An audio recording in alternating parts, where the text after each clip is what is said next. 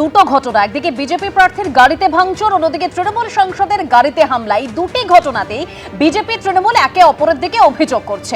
আমি এখান থেকে শুরুতে আলোচনায় আসবো অবশ্যই বিমলদার কাছে। বিমলদা, একদম তৃণমূল সাংসদ মিতালি বাগ তিনি যেটা স্পষ্ট বলছেন যে গোঘাটে যেখানে যেখানে বিজেপি প্রার্থীর নির্বাচনী কার্যালয় রয়েছে তার সামনে গাড়ি দাঁড় করিয়ে হামলা করা হয়েছে। তুমি একটু আগে বললে শেষ ভালো যার সব ভালো তার, কথাটা উল্টো। সব ভালো যার শেষ ভালো তার, নিয়মটা এটাই। সব ভালো হলে শেষ ভালো হয়। এখন সবচেয়ে বড় কথা যে একটা রাজনৈতিক দল যখন বুঝতে পেরেছে যে তাদের দিন ঘনিয়ে এসেছে, কাউন্টডাউন শুরু হচ্ছে এবং নির্বাচনে একবার হারলে শুধু সরকারটা যাবে তা নয়, দলটা চলে যাবে। এবং দলের এত অগণিত লোকগুলো যারা মানুষের রক্ত চুষে খেয়েছে, মানুষ এবার তাদের হিসেবটা বুঝে নেবে। তখন এইসব কাণ্ডকারখানাই এদের শেষ অস্ত্র, সেটা করার চেষ্টা করছে। আমি আজকে ডিটেল খবর নিয়েছি, প্রশান্তর সঙ্গে কথাও বলেছি এই ঘটনার পরে।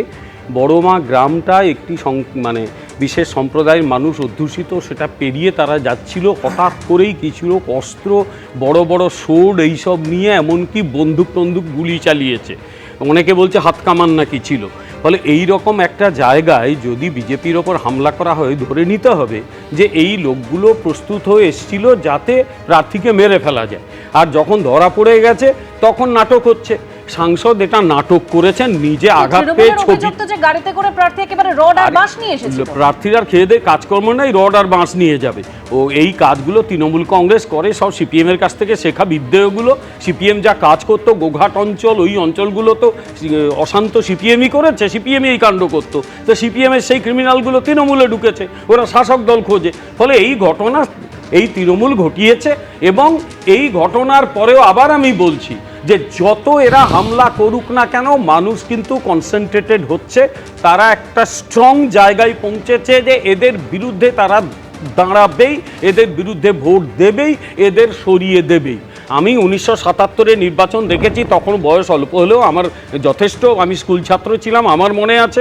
আমি 2011 নির্বাচন দেখেছি, অ্যান্টি ইনকামবেন্সি কাকে বলে অনুভব করেছি, কারণ আমার বাড়িতে একটু রাজনীতির চর্চা ছিল, তখনই রাজনীতির কথাবার্তা আলোচনা হতো। আমি আমার জীবনে এরকম স্ট্রং অ্যান্টি ইনকামবেন্সি, শাসক দলকে প্র্যাকটিক্যালি মানুষ এত ঘৃণা করে, এটা আমি আজ অবধি খুব কম দেখেছি। 2011-র সঙ্গেই কিছুটা তুলনা করা যায়। 1977-এ ইন্দিরা গান্ধীর প্রতি ঠিক এই লেভেলের ঘৃণা ছিল না, তাও ইন্দিরা গান্ধী ধুয়ে মুছে সাফ হয়ে গিয়েছিল গোটা উত্তর ভারত থেকে। এবারে কিন্তু পশ্চিমবাংলায় ধুয়ে মুছে সাফ হওয়া সময়ের অপেক্ষা, কারণ এই অ্যান্টি ইনকামবেন্সির পর কোনো দলের পক্ষে উঠে দাঁড়ানো মুশকিল। তৃণমূল চলে গেছে, তৃণমূল শেষ হয়ে গেছে, চলে গেছে, ফিরে আসবে সেটা তো মানুষ ঠিক করবে। যে ফলটা 4 তারিখে বেরোবে সেখানে বোঝা যাবে মানুষ কাকে গ্রহণ করলো, কাকে ছুঁড়ে ফেলে দিল। কিন্তু আমি এইখানে দর্শকদের সামনে এবং আমি অবশ্যই একেবারে বিমল শঙ্কর নন্দকেও জানাতে চাইবো যে এই ঘটনায়, অর্থাৎ এই যে আরামবাগের তৃণমূল সাংসদের গাড়িতে হামলার ঘটনায় 3 জনকে পুলিশ গ্রেফতার করেছে এবং এসডিপিও যে রিপোর্ট পাঠিয়েছেন এসপিকে, সেখানে তিনি দাবি করছেন তার রিপোর্টে এই 3 জনের সঙ্গে বিজেপির যোগ রয়েছে। কিন্তু প্রশ্ন হচ্ছে আমার সম্পূর্ণ, আমি জানি না এটা এই খবরটা আপনি কোত্থেকে পেয়েছেন, সেটা আপনার ব্যাখ্যা হতে পারে, কিন্তু এসডিপিও যে রিপোর্ট এসপিকে দিয়েছে, আমি আবার বলছি অন্য চ্যানেলে কি চলেছে তার দায়িত্বটা কেন এবিপি আনন্দ ঝাড়ি দিচ্ছেন আপনি। কিন্তু আমি এইখানে স্পষ্টত একেবারে আসতে চাইবো অরূপদার কাছে সম্পূর্ণ উল্টো দিক থেকে। সেটা হচ্ছে যে ঘটনা ঘটেছে হুগলিতে, 2 জায়গার ছবি আপনাদের সামনে রাখলাম। একদিকে বিজেপি প্রার্থী তিনি আক্রান্ত হয়েছেন, তার গাড়িতে ভাঙচুর চালানো হয়েছে বলে অভিযোগ, অন্যদিকে তৃণমূল সাংসদ আক্রান্ত হয়েছেন। বিজেপি প্রার্থী যেটা অভিযোগ করতে সেটা মারাত্মক, ছবিতে পর্যন্ত দেখা যাচ্ছে বাঁশ, লাঠি থেকে শুরু করে কাটারি হাতে হামলা চালানো হচ্ছে। বিজেপি প্রার্থী তিনি অভিযোগ করছেন টাঙ্গি দিয়ে হামলা চালানো হয়েছে, বোমা ফাটানো হয়েছে, 20টা বাইককে গুঁড়িয়ে দেওয়া হয়েছে, সব কটা করেছে তৃণমূল কংগ্রেস। বিজেপি প্রার্থী যে অভিযোগগুলো করেছে, বিজেপি প্রার্থীর অভিযোগের সপক্ষে, দেখুন আজকাল সবার হাতে না মোবাইল ফোন থাকে, স্মার্টফোন থাকে।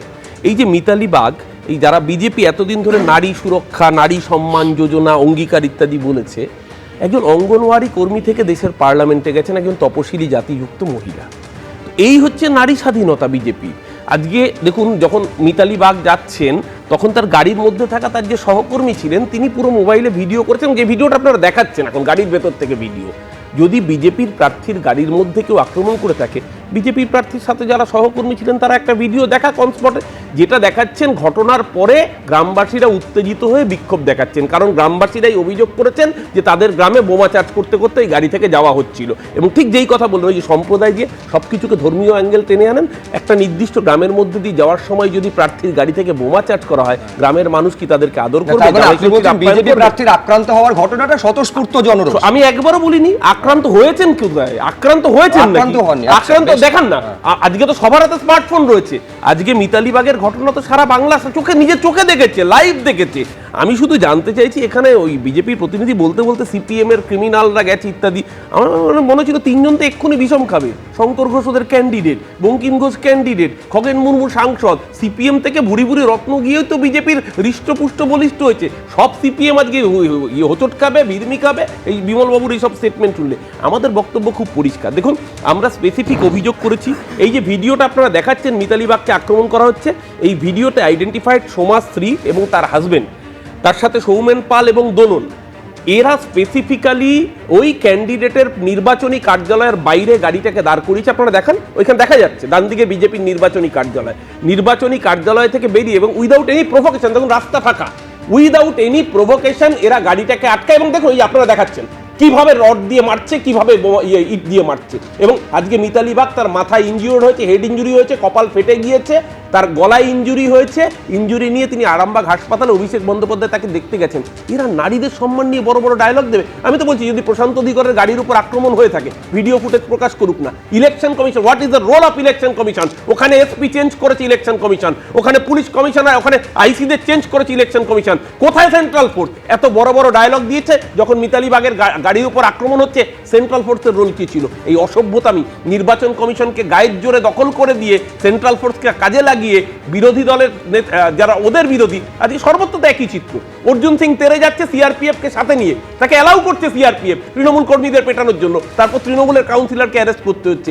সারা রাজ্য জুড়েই মাৎসন্যায় চলছে। আরে এভাবে কি একটা রাজ্যের ক্ষমতা দখল করা যায়? ভোট সিআরপিএফ দেবে না, ভোট দেবে বাংলার 7.5 কোটি মানুষ, যেই মানুষের ভোটে আবারও ঘাট ধাক্কা খাবে। আর বিমলবাবু এতক্ষণ কথা বললেন, দেখুন স্বপ্ন দেখার উপর এখনো জিএসটি লাগায়নি দেশের কেন্দ্রীয় সরকার। স্বপ্ন দেখতে কার না ভালো লাগে? গতবারও আপকিবার 200 পারে স্বপ্ন দেখেছিলেন, দমদম থেকে প্রতিদ্বন্দ্বিতা করেছিলেন, মানুষ গোহারা হারিয়েছিল।